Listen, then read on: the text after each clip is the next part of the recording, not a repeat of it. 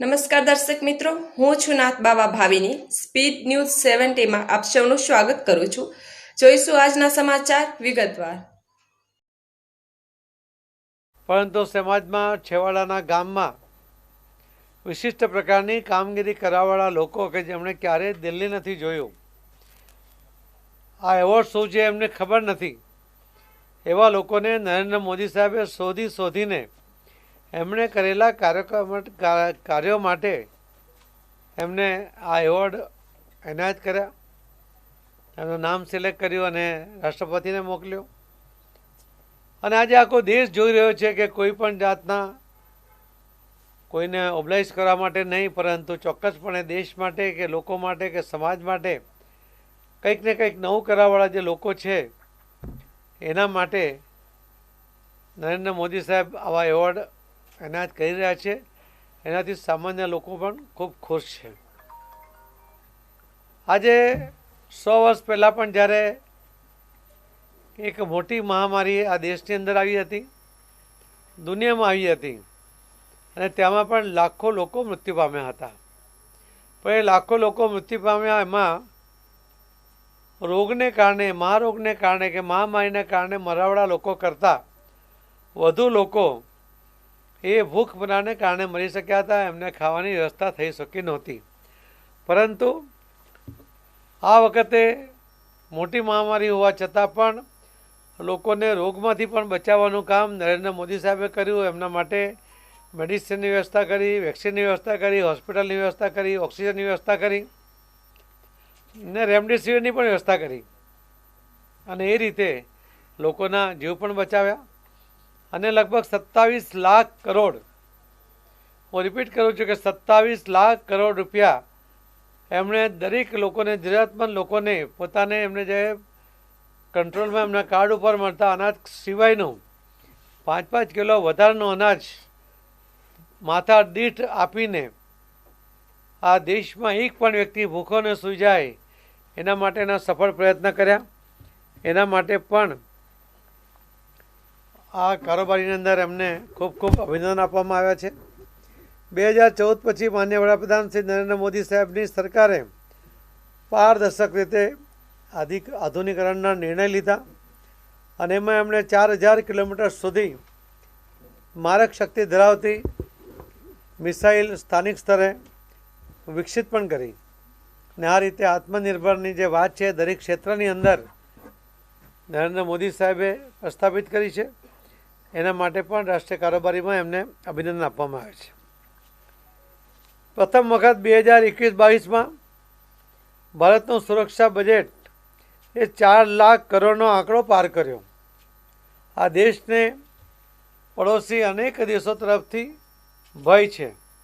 પાકિસ્તાનનો એક ભય હતો, એને તો મર્યાદિત તેમણે કર્યો મોદી સાહેબે પોતાની તાકાતથી, પોતાની પદ્ધતિથી. પણ પાકિસ્તાન સિવાય ચાઇના, બાંગ્લાદેશ, એમનો અફઘાનિસ્તાન, આ બધાને કારણે જે સ્થિતિ ઊભી થઈ છે એને પહોંચી વળવા માટે પણ સુરક્ષાનું બજેટ વધારવાની જરૂર હતી અને એમણે 4 લાખ કરોડની વ્યવસ્થા આ બજેટમાં પહેલીવાર કરવામાં આવી છે. ભારત કૃષિ પ્રધાન દેશ છે. દેશના ખેડૂતોના આત્મસન્માન માટે અને તેમને જરૂરત વખતે મદદ કરવા માટે કુલ મળીને 6000 રૂપિયા દરેક ખેડૂતોને આપવા માટેનો નિર્ણય કર્યો. અને એની સાથે સાથે કિસાન સન્માન યોજના તથા તેની નિવૃત્તિના સમયમાં પતિ પત્નીને 3,000 પેન્શન મળે તેવી કિસાન માનધન યોજનાઓ થકી ખેતી અને ખેડૂતોને સમૃદ્ધ કરવા માટે પ્રધાનમંત્રી શ્રી નરેન્દ્ર મોદી સાહેબે સફળ પ્રયત્ન કર્યા છે. પ્રધાનમંત્રી શ્રી નરેન્દ્ર મોદી સાહેબે દેશના ગૌરવ સમાન અને આદિવાસી પ્રજા સહિત આ દેશના લોકો પણ બિરસા મુંડાને એક ભગવાન જેવા પૂજે છે, એમનામાં આસ્થા ધરાવે છે. એમણે સ્વાતંત્ર્ય સંગ્રામની અંદર પણ લડત લડી હતી. એવા બિરસા મુંડાની જયંતિના જનજાતિ ગૌરવ દિવસ તરીકે ઉજવવાનો પ્રશંસનીય નિર્ણય પણ નરેન્દ્ર મોદી સાહેબે કર્યો છે. સ્વસ્થ નાગરિક ઉન્નત ગુજરાતના સંકલ્પને સાકાર કરતા માન્ય મુખ્યમંત્રી શ્રી ભૂપેન્દ્રભાઈ પટેલ સાહેબને ગુજરાતની રાજ્ય સરકાર દ્વારા નિરામય ગુજરાતના યોજનાની શરૂઆત કરી છે, જે અંતર્ગત 30 વર્ષથી મોટી ઉંમરના લગભગ 3 કરોડ લોકોનો સમાવેશ કરવામાં આવ્યો છે. એટલે કે 30 કરોડ સુધી તો માણસ યુવાન હોય, વધુ ક્યારેય બીમાર પડતો નથી. સામાન્ય સંજોગોમાં 30 વર્ષ પછી જ એની જરૂરિયાતો ઊભી થતી હોય છે અને એ રીતે 30 વર્ષની વધુ ઉંમરના લગભગ તમામ લોકોને ગુજરાત રાજ્યની અંદર આ નિરામય યોજનાનો લાભ મળે, એને સમયસર નિદાન થાય. જો એને કોઈ બીમારી હોય તો નિદાન થયા પછી એની સારવાર થાય અને એ રીતે એને મદદ મળે, એ પ્રકારની યોજના ગુજરાતના આદરણીય મુખ્યમંત્રી શ્રી ભૂપેન્દ્રભાઈ પટેલ સાહેબે કરી છે. અમે એને ખૂબ ખૂબ એમાં અભિનંદન પણ આપીએ છીએ.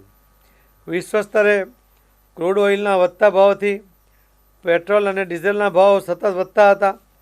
તેમાં કેન્દ્ર સરકાર દ્વારા એક્સાઇઝ ડ્યુટીમાં અને રાજ્ય સરકાર દ્વારા વેટમાં ઘરખમ ઘટાડો કરીને ઐતિહાસિક રીતે ડીઝલ અને પેટ્રોલમાં લગભગ 17 રૂપિયા જેટલો ઘટાડો કર્યો છે. દુઃખની વાત એ છે કે જે કોંગ્રેસ ટીકા કરે છે ભારતીય જનતા પાર્ટીની, જે આપવાળા એ ટીકા કરતા હતા અને ભાવ ઘટાડવા માટે દબાણ કરતા હતા. કેન્દ્ર સરકારના ઘટાડા પછી ભાજપ શાસિત તમામ રાજ્યોએ આ ઘટાડો કર્યો, પરંતુ કેન્દ્ર શાસિત એક પણ રાજ્ય કે દિલ્હીમાં આપના સરકાર છે એમણે કોઈ આ ઘટાડો નહીં કર્યો. એના કારણે બાજુના રાજ્ય, જે બોર્ડર ઉપરના લોકો છે, એ નજીક જો પેમ્પ હોય તો ત્યાં પેટ્રોલ પુરાવા કે ડીઝલ પુરાવા આવતા થયા અને પોતાના રાજ્યમાં, જે કોંગ્રેસ શાસિત રાજ્ય છે, ત્યાં એ જતા નથી. રાજ્ય સરકાર દ્વારા રાઇટ ટુ એજ્યુકેશન એક્ટનો પૂરેપૂરો ઉપયોગ થાય, એનો લાભ લોકોને મળે, એના માટેના સફળ પ્રયત્ન કર્યા અને 25% જેટલા વિદ્યાર્થીઓને, જે નામાંકિત સ્કૂલો છે, જે ઇન્ફ્રાસ્ટ્રક્ચરથી ખૂબ સારી વ્યવસ્થા છે, જેમાં સામાન્ય વ્યક્તિ પ્રવેશ લેવો એમના માટે મુશ્કેલ છે, એવી સ્કૂલોની અંદર આ અધિકાર એમને અપાવ્યો. એ પણ ખૂબ મોટું કામ આ ગુજરાતની અંદર થયો છે. ગુજરાતના દરેક જિલ્લામાં ભારતીય જનતા પાર્ટીના કાર્યકર્તાઓ માટે અભ્યાસ વર્ગ દ્વારા રાજ્યભરના 10,000થી વધુ કાર્યકર્તાઓને વિવિધ વિષયોનું ચોક્કસ માર્ગદર્શન આપી વિષયોની છણાવટ સાથે સંઘભાવ કેળવાય અને કાર્યકર્તા ટેકનોલોજીથી સભર બને અને એનો સદુપયોગ કરતો થાય, એ રીતે રાજ્યભરના કાર્યકર્તાઓને ભારતીય જનતા પાર્ટીના આગેવાનોએ પ્રશિક્ષણ આપ્યું છે. ભારતીય જનતા પાર્ટીનો કાર્યકર્તા એ ટેકનોલોજી લબ્ધ છે. અમે ઘણા બધા આગેવાનોને ટેબ્લેટ પણ આપ્યું છે, એમાંથી એમના હાથ વગી બધી માહિતી એમના હાથ પર હોય છે.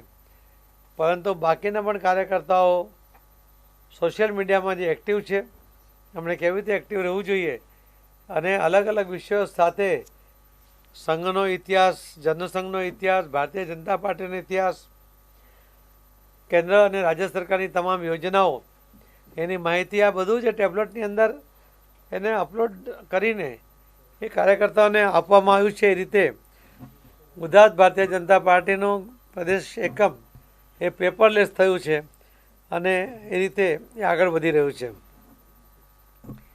પ્રધાનમંત્રી શ્રી નરેન્દ્ર મોદી સાહેબે આપેલ સંદેશ ફેસલેસ અને પેપરલેસના અભિગમને સાર્થક કરવા માટે ભારતીય જનતા પાર્ટીએ 2021માં યોજાયેલ પ્રદેશમાં કેવડિયા કોલોની ખાતે પ્રદેશ કારોબારીમાં પણ ભારતીય જનતા પાર્ટી દ્વારા ટેબ્લેટ આપીને સોશિયલ મીડિયાનો અને પેપરલેસનો માહિતીસભર ઉપયોગ કરવામાં આવ્યો હતો, ટેકનોલોજીનો ઉપયોગ કરવામાં આવ્યો હતો. કોરોનાના કપરા કાળમાં સરકારની વ્યવસ્થા સાથે ભારતીય જનતા પાર્ટીના કાર્યકર્તાઓએ 17,000થી વધુ બેડ આઇસોલેશન સેન્ટર ઊભા કરીને વ્યવસ્થા કરી હતી. આ આઇસોલેશન સેન્ટરની અંદર સામાન્ય રીતે સરકારી હોસ્પિટલોમાં કે પ્રાઇવેટ હોસ્પિટલોમાં નર્સોની સંખ્યા મર્યાદિત હતી, વોર્ડ બોયની સંખ્યા મર્યાદિત હતી, કેસો ખૂબ ઝડપમાં થતા હતા. સ્વાભાવિકપણે દરેકને પૂરતું સેવા કે સારવાર આપવામાં થોડો વિલંબ પણ થતો હતો અને તેવા સમયે ગુજરાતભરની અંદર ભારતીય જનતા પાર્ટીનો એક એક કાર્યકર્તા ઘરની બહાર નીકળીને આઇસોલેશન સેન્ટર, જે MP અને MLAને ભારતીય જનતા પાર્ટી પ્રદેશમાંથી સૂચના આપવામાં આવી હતી તે પ્રમાણે આઇસોલેશન સેન્ટરમાં કામ કરતા હતા કાર્યકર્તાઓ જઈને એમને મદદ કરતા હતા. એમના ફાળે જે કંઈ કામ આવતું હતું, સફાઈથી માંડીને રસોઈથી માંડીને તે બધું જ કામ એમણે હસતા મોડે કર્યું. અનેક સારવાર દરમિયાન એ પેશન્ટોને મળતા, એમના ખાટલા પર જઈને બેસતા, એમની સાથે વાતચીત કરતા, એમનો હોંસલો બંધાવતા હતા. એને સમયસર ગરમ ગરમ જમવાનું મળી જાય એના માટેના સફળ પ્રયત્ન કરતા હતા. અને એના કારણે આઇસોલેશન સેન્ટરમાંથી હોસ્પિટલમાં જવાને બદલે એ જલ્દીથી ઘરે જતો થાય એ પ્રકારનું વાતાવરણ બન્યું. કાર્યકર્તાઓએ એમને જે લાગણી પીરસી, બધી જ સારવારની સાથે જે લાગણી ભારતીય જનતા પાર્ટીના કાર્યકર્તાઓએ એ પેશન્ટોને આપી, એના કારણે ખૂબ સારું પરિણામ પણ એ મળ્યું છે. એનાથી પ્રેરિત થઈને આપણને કેન્દ્ર તરફથી એક યોજના બની હતી કે દરેક બૂથમાં 2 સ્વયંસેવકો બને. ત્રીજા લહેરની જ આપણે વાત કરતા હતા, એવા સમયમાં જો ત્રીજી લહેર આવે ત્યારે ગુજરાતમાંથી પણ લગભગ 2 લાખ સ્વયંસેવકો આના માટે તૈયાર થાય.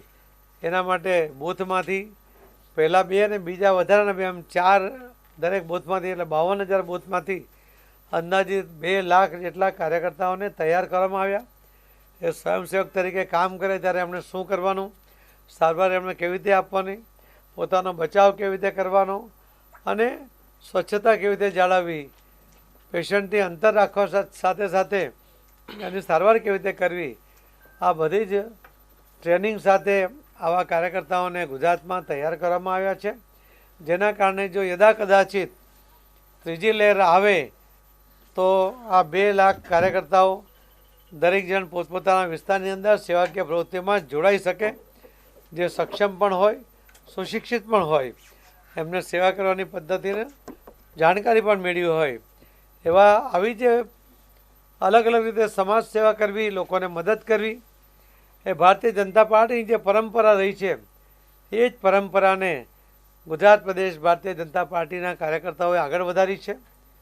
કેન્દ્રમાંથી પણ જે સૂચનાઓ અમને મળતી હોય છે એનો પણ અમે અમલ કરતા હોઈએ છીએ.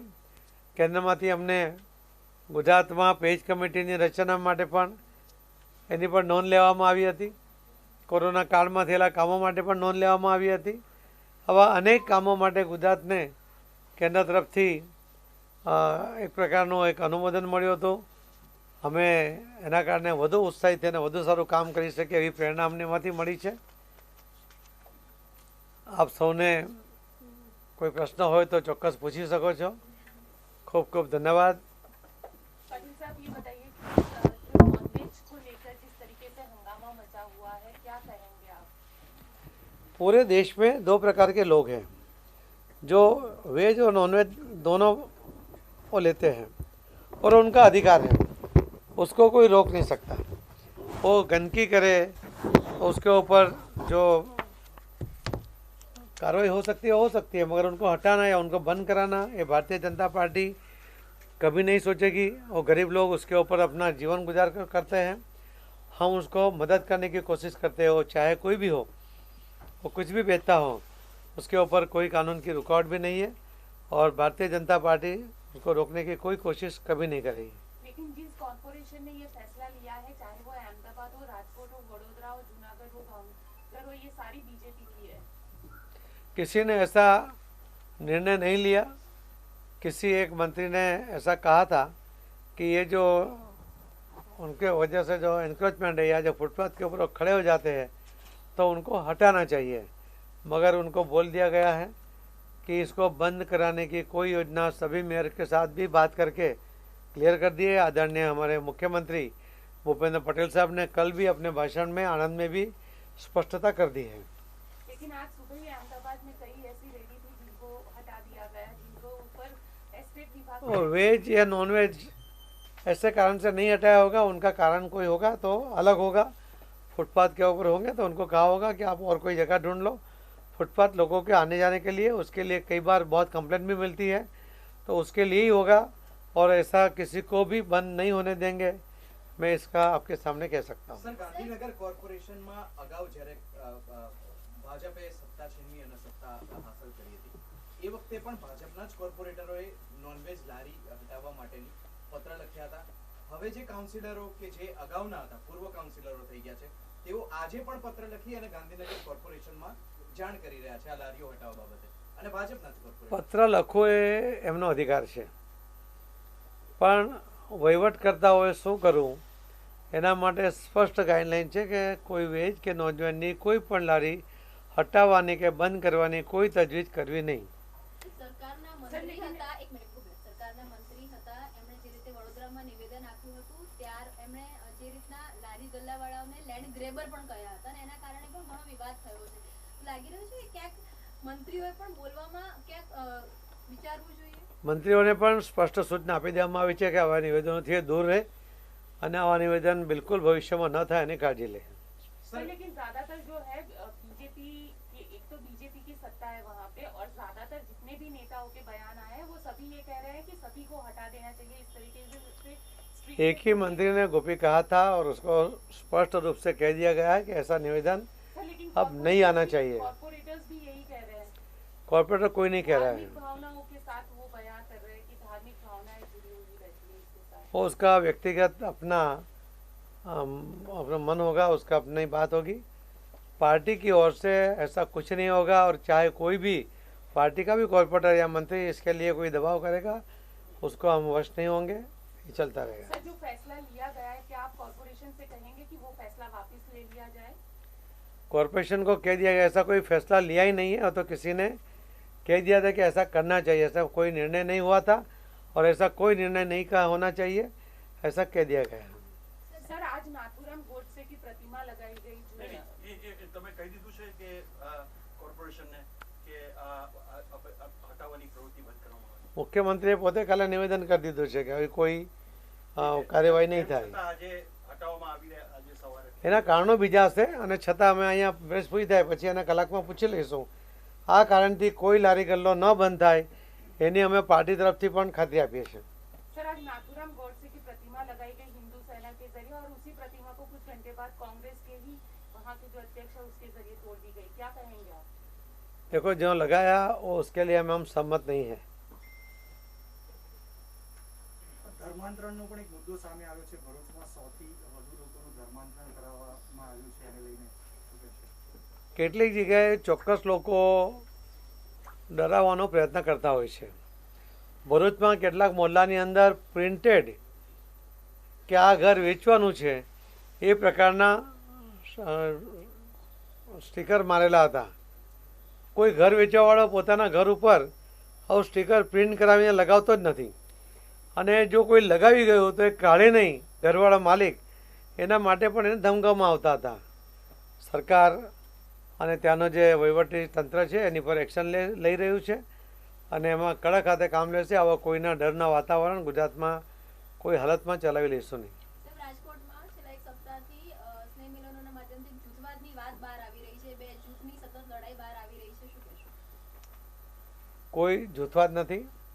વ્યક્તિગત કોઈને બાબતમાં ચર્ચા થઈ હશે, કોઈક નામ લખવા બાબતમાં, એનું પણ સ્પષ્ટીકરણ થઈ ગયું છે અને એમને સૂચના પણ અપાઈ છે કે કોઈ નિવેદનથી દૂર રહેવું અને કોઈ જૂથવાદ હશે અમે એને કોઈ હાલતમાં ગુજરાતમાં કોઈ પણ જગ્યાએ ચાલવા દેવાના નથી. એ અમે સ્પષ્ટ છે બાબતમાં. सर जो धर्मांतरण हुआ है उसको लेकर क्या कहेंगे. वो भी एक बात एक विषय है, हिंदी में कितना लंबा नहीं हो सकता है ना. हिंदी में बता दीजिए क्योंकि धर्मांतरण का जो इश्यू है करीब 100 लोगों को धर्मांतरण करवाया गया है भरूच के अंदर और 9 लोगों धर्मांतरण करने वाले लोग अगर गैर कानूनी तरीके से कर रहे हैं तो उसके ऊपर कानून सख्त कार्रवाई करेगी. कोई डर बताकर तो घर खाली करने की कोशिश करे, जो बोर्ड लगा रहे कि घर भी बेचना है, ऐसे भी कोई अगर ये कार्यवाही वो कुछ करते होंगे तो उसको भी सख्त हाथों से दबा दिया जाएगा, उसको छोड़ेंगे नहीं. સર ગુજરાતમાં છેલ્લા 2 મહિનાથી જે ડ્રગ્સ પકડાવાનો જથ્થો ખૂબ જોવા મળી રહ્યો છે, એટલે આ બાબતે શું કહી રહ્યા છો? ગૃહ વિભાગ કહે છે કે પાકિસ્તાન કનેક્શન છે. ગૃહ વિભાગ પાસે પોતાનું એક તંત્ર છે અને જ્યારે એના જવાબદાર અધિકારીઓ કે ડીજીપી જેવા અધિકારીઓ જ્યારે પ્રેસને એવું કહેતા હોય છે ત્યારે ચોક્કસપણે એમની પાસે માહિતીના આધારે કહેતા હોય છે. આપણે એના પર ભરોસો કરવો જોઈએ. તો ભારતીય જનતા પાર્ટી કશું આ બાબતે નક્કર કરવા માંગે છે? ભારતીય જનતા પાર્ટી જ્યાં કહી રહી છે, ભારતીય જનતા પાર્ટીની સરકાર છે, એમણે અમને ખુલ્લો દોર પણ આપ્યો છે અને એના જ કારણે આટલા મોટા જથ્થામાં આજે ડ્રગ પકડાઈ રહ્યો છે. અમારા જે ગૃહમંત્રી રાજ્ય કક્ષાના શ્રી હર્ષભાઈ એના માટે સતત બધા અધિકારીઓ સાથે ટચમાં રહે છે એમને પ્રોત્સાહિત પણ કરી રહ્યા છે અને એના કારણે સારા પરિણામ મળી રહ્યા છે. ગુજરાતને ડ્રગ મુક્ત કરવું એની પાછળ ભારતીય જનતા પાર્ટીએ જે કંઈ કરવું પડશે કરવા માટે બિલકુલ તત્પર છે અને એના માટે ગૃહમંત્રી શ્રી હર્ષભાઈ પણ પોતે પૂરા પ્રયત્ન કરી રહ્યા છે અને પરિણામ પણ મળી રહ્યું છે. બસ જે મેં તમને આમાં કહ્યા એ અને એ સિવાયના કોઈક આવશે સામે ચર્ચામાં એજન્ડામાંથી એટલા મુદ્દા લઈશું. રાજકીય પ્રસ્તાવ કાલે વંચાવીશું, આપણે કોપી આપી દઈશું, આપણે કોઈ લખીને નહીં આપીશું. અમે પણ તમને મેલ જ કરવાના છે, અમે પેપરલેસ કરી નાખ્યું છે. એટલે anything else? Nothing. Thank you.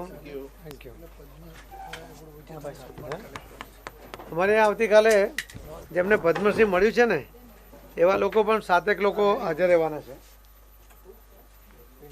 Padmashri, Padma Bhushan જે મળ્યું છે ગુજરાતની અંદર એવા 14-15 લોકો પૈકીના 7 લોકો એ હાજર રહેવાના છે. કેટલાક લોકો બીમાર છે, કેટલાક લોકોએ આવવાની અશક્તિ બતાવી છે, પણ 7 જેટલા લોકો અમે એનું અહીંયા સન્માન પણ કરવાના છે પ્રદેશ કાર્યકારિણીમાં. કોણ? આર્કિટેક્ટ.